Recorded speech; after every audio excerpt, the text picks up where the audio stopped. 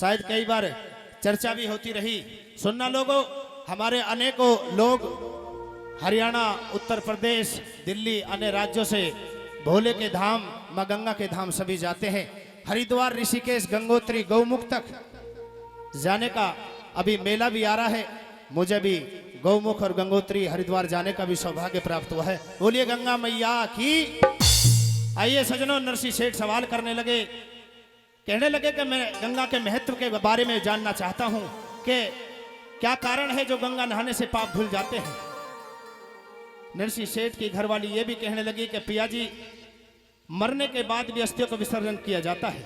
नरसिंह सेठ सवाल करने लगे, आइए, जब गंगा धरती पर नहीं थी, कवि का ध्यान उससे पहले पहुंच जाता है, वहीं से लिखना शुरू करता है। नरसिंह सेठ की घरवाली बता रही है उन बातों के बारे में और कवि की कलम लिख रही है। मैं आपकी संगत में खड़ा होकर के गाने का अभ्यास पढ़ के सुनाने की कोशिश कर रहा हूं। कोई गलती हो जाए तो क्षमा करना। क्या कहने लगी, कैसे?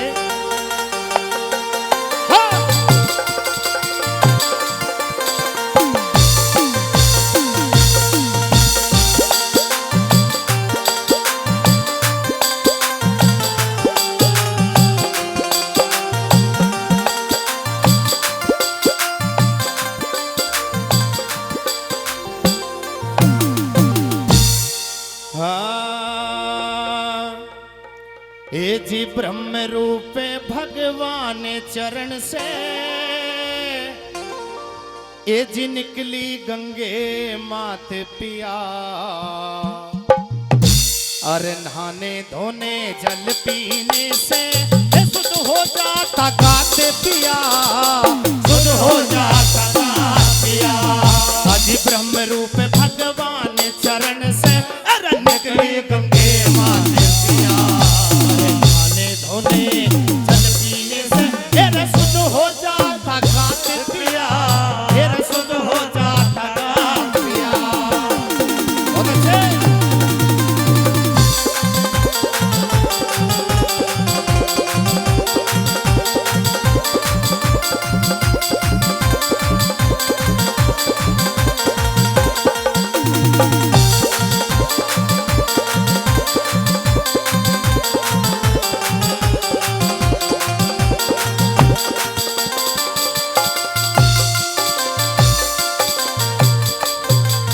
आइए सजनों, पहली कली के माध्यम से बताया कि जिन बातों के बारे में शायद हम कहीं आम किताबों में नहीं पढ़ पाते हैं, रागनी विधा इसलिए महान है। हमारे किस्सों के बारे में, हमारे वेद पुराणों के बारे में हर बात की चर्चा करते हुए हमारी रागनी विधा, इसीलिए ये हमारे पश्चिमी उत्तर प्रदेश और पूरे उत्तर भारत की विधा रागनी इसीलिए हमें मार्गदर्शित करती है। आइए पहली कली के माध्यम से क्या बात, क्या लिखी, कैसे?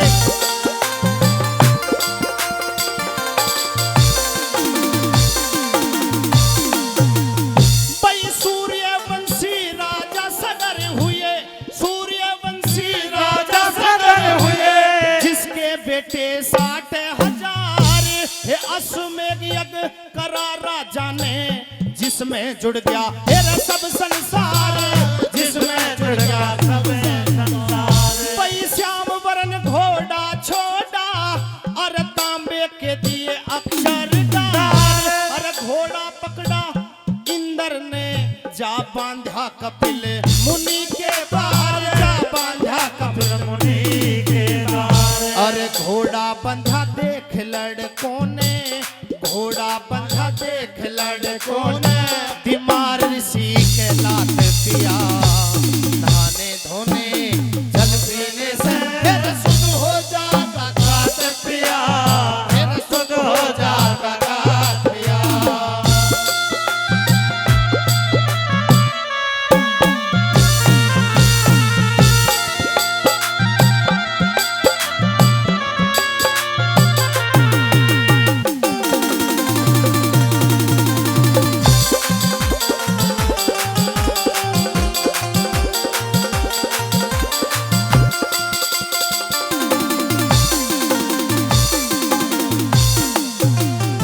और मांगे बेटी सी मान सम्मान कर रहे हैं, आपका भी तहे दिल से बहुत बहुत धन्यवाद। हमारे परम आदरणीय श्री ईश्वर खटाना जी बहुत मोहब्बत मानते हैं हमसे भी, 100 रुपये से मान सम्मान कर आशीर्वाद दे रहे हैं। आइए सजनों, पहली कली के माध्यम से बताया हमारे पप्पू प्रधान जी ये भी 100 रुपए देकर के आशीर्वाद दे रहे हैं। तहे दिल से बहुत बहुत धन्यवाद, तहे दिल से बहुत बहुत धन्यवाद जी। आइए पहली कली के माध्यम से सजनों बताया कि सूर्यवंशी राजा सगर धरती पे ऐसे राजा हुए जिन्हें अपने ऊपर बलशाली होने पर बहुत बड़ा अभिमान था। आइए सजनों, अश्वमेध यज्ञ रखा, उसके अंदर एक श्याम वर्ण घोड़े को छोड़ा गया और घोड़े को छोड़ते ही शर्त लगाई कि जो इस घोड़े को पकड़ेगा, पकड़ने के बाद हमसे युद्ध करेगा और युद्ध में हमें पराजित करेगा, वो धरती का सबसे बड़ा राजा रहेगा।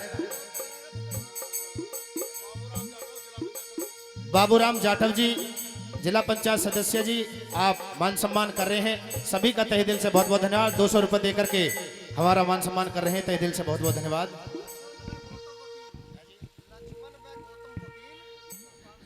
लक्ष्मण जी और गौतम जी वकील साहब दोनों 500 रुपए से मान सम्मान कर रहे हैं। आपका भी तहे दिल से बहुत बहुत धन्यवाद। धन्यवाद। 50 रुपए ओमिंदर प्रधान जी, आप भी मान सम्मान कर रहे हैं, तहे दिल से बहुत बहुत धन्यवाद। आइए दूसरी कली के माध्यम से जब राजा सगर के घमंडी बेटा ने लात मार दी ऋषि के सजनों, तो किस तरह का हवाला आगे की कली में बताया कैसे।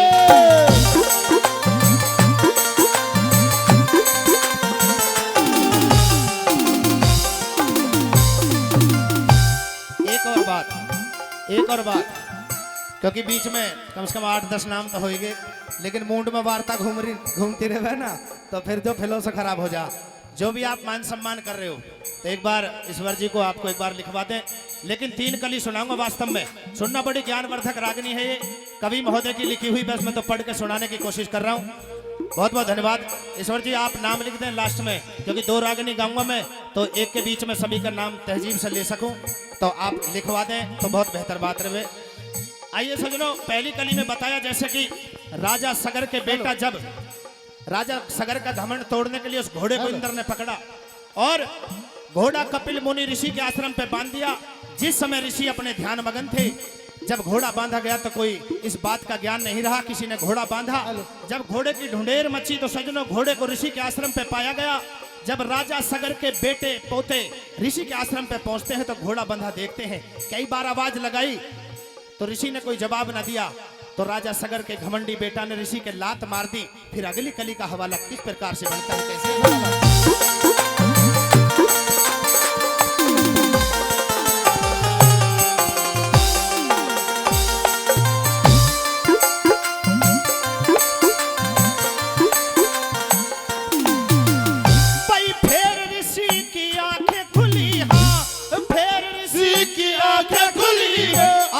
का ढेर बनाया है अंशुमान सगर का पोता, कुन बाटो बने आया है, कुन बाटो बने आया।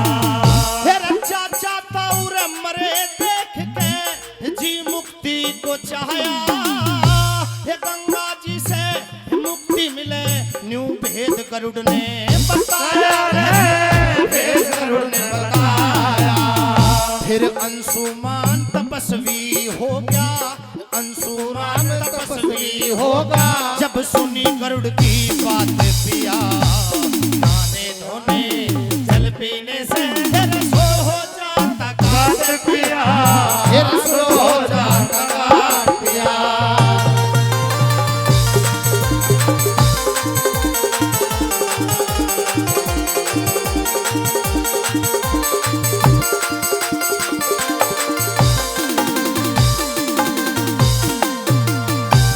सजनों, राजा सगर का पोता अंशुमान जब कुनबे की ढूंढेर में ऋषि के आश्रम पे पहुंचा, देखा कि ऋषि के आश्रम में लाशें लाशें बिछी हुई हैं, चील कौआ मांस नोच रहे हैं।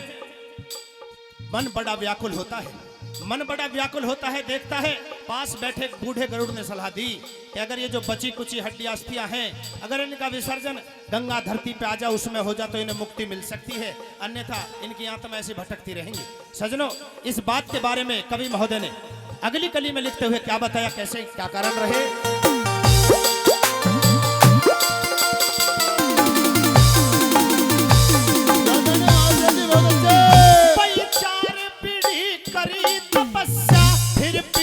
पंचम आई, हे भागीरथ ने फिर भक्ति में लोलाई रे, भक्ति में लोलाई। हे विष्णु बोले गंगा जी से मृत्यु लोक की लोराही।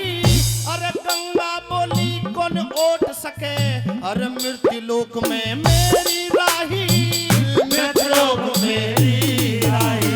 फिर शीश झुका तुम्बे में ओट गया, शीश झुका तुम्बे में ओट गया। वो त्रिलोकी का नाथ पिया, नाने धोने जल पीने से शुद्ध हो जाता नाथ पिया, है शुद्ध हो जाता नाथ पिया।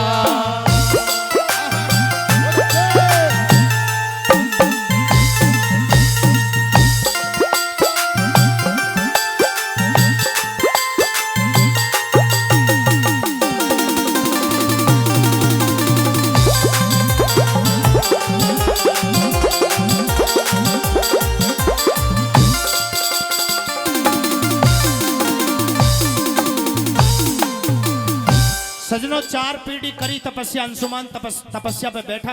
5वीं पीढ़ी में भागीरथ जी आए, अपने तपोबल से इंद्र देवता के सिफारिश पर मां गंगा को राजी कर धरातल पर लाए। सजनों, विष्णु भगवान ने भी सिफारिश करी, लेकिन गंगा मां ने कहा कि मैं अगर धरती पे जाऊंगी तो मेरे वेग को संभालने वाला कोई नहीं है, ना जाने कितने अन्य जीव प्राणी मौत की भेंट चढ़ जाएंगे। बहुत बहुत धन्यवाद।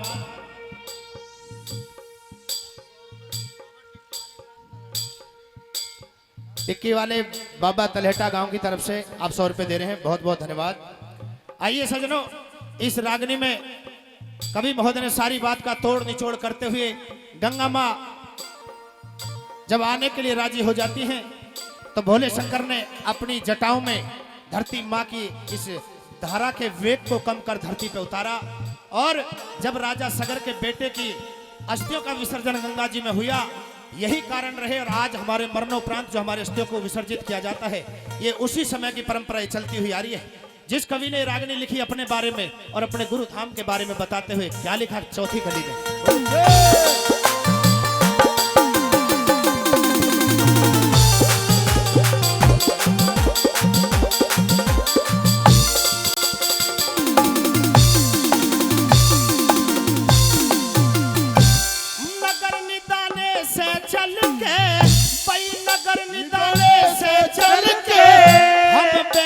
मोटर लारी में और रोहतक से 6 कोस दूर गुरु गंगा बहे सुनारी में, गंगा बहे सुनारी में।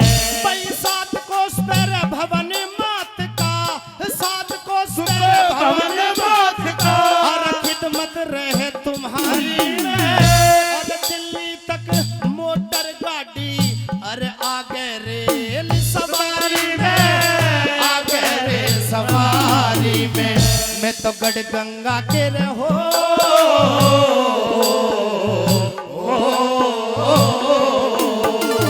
मैं तो गढ़ गंगा के धाम में उतर लूं। वो धनपत सिंह मेरे साथ पिया, दाने धोने जल पीने से तेरा शुद्ध हो जाता काट पिया, ये शुद्ध हो जाता काट पिया।